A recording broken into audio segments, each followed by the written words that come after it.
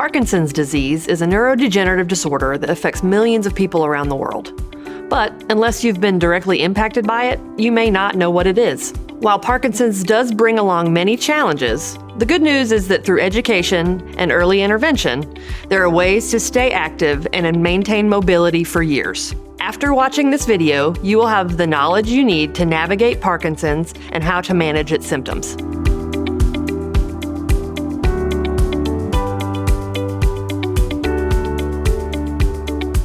Hi, my name is Allison Schmidt, and I am an LSVT BIG certified physical therapist at EW Motion Therapy in Birmingham, Alabama.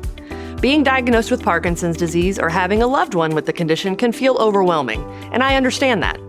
That's why in this video, I will cover the early warning signs and common symptoms of Parkinson's disease, different treatment options to help manage those symptoms, and talk more about what LSVT BIG therapy is. Let's get started. If you've noticed changes like slower movements, tremors, or mood shifts, it's natural to feel concerned. But before jumping to conclusions, it's important to remember having one or two symptoms doesn't immediately lead to a diagnosis of Parkinson's disease. We're going to walk through the signs and symptoms to watch for, what to do if you're concerned, and how early detection can make a meaningful difference in the journey ahead. Let's start with motor symptoms. These are the physical signs most people associate with Parkinson's. Tremors are often the first thing people notice, and they usually begin in the hands or the fingers and happen while at rest. At first, the shaking may be subtle or come and go, but over time it tends to become more noticeable. Next is bradykinesia, which is just a medical term for slowness of movement. You might notice a struggle to start movement, like getting out of a chair or taking longer to do everyday tasks like buttoning a shirt or writing. Muscle rigidity is also common. This stiffness can happen anywhere in the body, but often shows up in the arms, legs, or neck. It can lead to discomfort and reduced flexibility, making it harder to move freely. Then there's postural instability, as well as balance and coordination issues. As Parkinson's progresses, people may develop stooped posture and become more prone to falls, which can lead to injuries and added risks. But Parkinson's isn't just about movement. There are important neurological symptoms to be aware of, too. One of them is cognitive changes. This might look like slower thought processes, trouble finding the right words, or difficulty solving problems. In later stages, some people can develop more significant memory issues or even dementia. Mood disorders like depression and anxiety are also very common. In fact, they can appear even before the physical symptoms do. These emotional changes are just as important to address as the physical ones. Sleep disturbances are another possible red flag. Someone might struggle with insomnia, experience vivid dreams or nightmares, or feel unrested even after a full night's sleep. And finally, there's autonomic dysfunction, which is a fancy term for symptoms that affect things that we don't usually have to think about, like digestion and blood pressure. This can include constipation, bladder problems, or dizziness when standing up quickly. Now again, seeing one or two of these symptoms doesn't immediately mean someone has Parkinson's disease. But if several are showing up and beginning to affect daily life, it might be time to talk to a doctor, ideally a neurologist. Getting assessed early helps rule out other conditions and get answers sooner. If you are suspicious that you or a loved one may be developing symptoms of Parkinson's, here are a few important steps you can take. First, observe and document what you're seeing. Keep a simple journal of symptoms, when they happen, and how they're affecting daily life. This kind of record can be incredibly helpful to doctors. Second is seek some medical advice. Start with a primary care provider and ask for a referral to a neurologist, especially one who specializes in movement disorders. A timely evaluation can lead to a faster diagnosis and earlier intervention. Then, start to educate yourself and plan for the future. Understanding the disease helps you manage expectations and establish a comprehensive plan for both you and your loved ones. Think about creating a care team, organizing legal and financial documents, and having open conversations about long-term goals and wishes.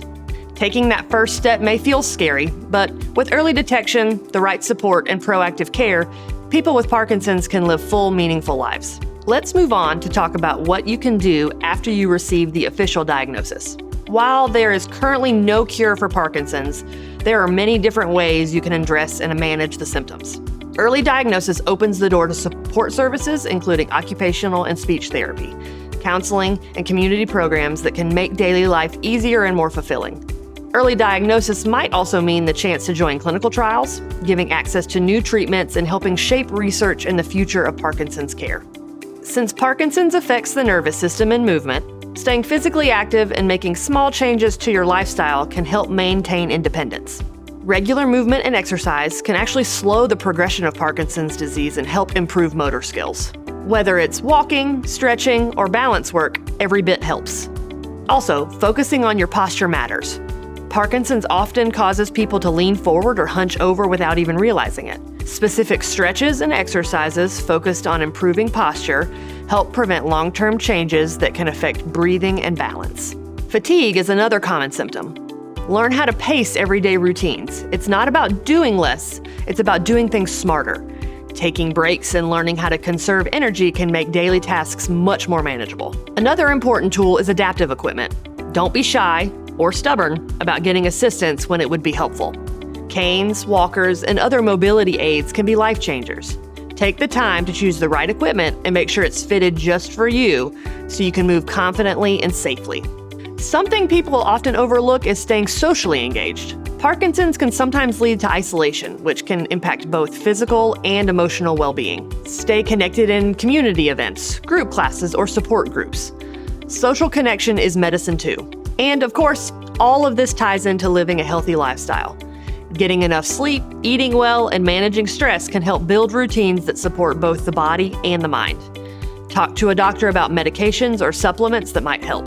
Certain medications can help control movement issues as well as non-motor symptoms. The final thing is to build out a strong support system.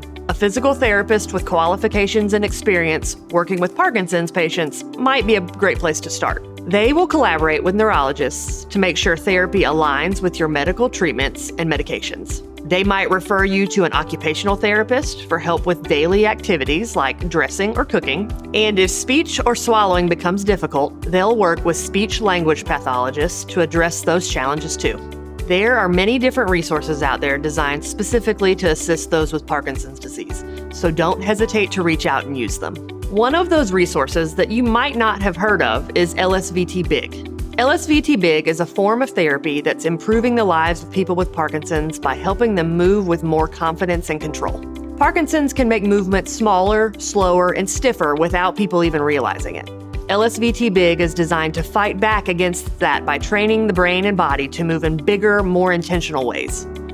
This approach comes from the LSVT program, which started in the 1980s with voice therapy. Dr. Lorraine Ramig and her team developed LSVT Loud to help people with Parkinson's speak louder and more clearly. It worked so well that researchers thought, why not apply the same idea to movement? And that's how LSVT BIG was created. The idea behind LSVT BIG is simple. Think big so you can move big. It's based on the use it or lose it principle, which means that practicing larger movements helps the brain rewire itself. Over time, those exaggerated motions start to feel more natural, making everyday tasks easier. This isn't just a few random exercises. LSVT BIG follows a structured 4-week program with 16 intensive sessions. It starts with an assessment to understand a person's movement challenges and goals. Then, patients go through amplitude training, where they practice big, controlled movements to retrain their brain's sense of motion. Everything is designed to be practical. Exercises mimic real-life activities like standing, walking, and reaching for things. The more patients practice, the more automatic these movements become. One of the key reasons this works is neuroplasticity, or the brain's ability to change and adapt. Parkinson's can make people unaware of how much their movement has shrunk over time. LSVT BIG helps reset that awareness so they can move more naturally again. And it doesn't stop in the clinic. Patients get a home exercise program to keep reinforcing progress even after the sessions end. The results of LSVT BIG speak for themselves. Many participants regain mobility, improve balance, and feel more confident in their movements. Everyday tasks become easier, and because the therapy strengthens brain connections, improvements often last well beyond the program. With continued practice, people can keep building on their progress and maintain a better quality of life.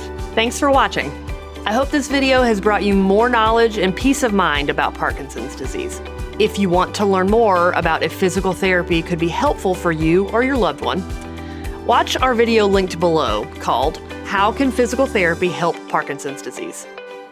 This video dives deeper into the physical therapy evaluation process and at-home treatment programming for people with Parkinson's. If you found this video helpful, be sure to give it a thumbs up and don't forget to subscribe to our YouTube channel to help you on your physical therapy and wellness journey.